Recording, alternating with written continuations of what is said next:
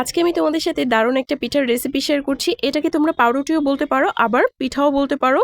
এখানে আমি প্রথমেই জলের সঙ্গে চিনিটাকে খুব ভালোভাবে মিশিয়ে নিব। এখানে উষ্ণ গরম জল নিয়েছি, 1 চা চামচের মতো ইস্ট দিয়ে খুব ভালোভাবে মিশিয়ে 15 মিনিটের মতো রেস্টে রেখেছিলাম। তারপর এখানে দিয়ে দিলাম আমি প্রায় 2 চা চামচের মতো কর্নফ্লাওয়ার। আর তোমরা চাইলে এখানে সুজিও অ্যাড করতে পারো, তবে আমার হাতের কাছে আজকে সুজি ছিল না, সুজি ছাড়াই শুধুমাত্র ময়দা দিয়ে কিন্তু বানিয়ে ফেললাম। 1 ঘন্টার জন্য কিন্তু ডোটাকে রেস্টে রেখেছিলাম। আর এখানে 1 কাপ ময়দা দিয়েছি আমি। তারপরে কিন্তু ডোটা বেশ অনেকটা ফুলে উঠবে, সেই পর্যায়ে এগুলোকে তেলের মধ্যে দিয়ে ভেজে নিতে হবে। আমি হাত দিয়ে এভাবে শেপ দিয়ে দিলাম। তোমরা চাইলে কিন্তু এটাকে চামচের সাহায্যে অথবা পাইপিং ব্যাগে করেও যে কোনো শেপ দিয়ে এটাকে ছাড়তে পারো তেলের মধ্যে।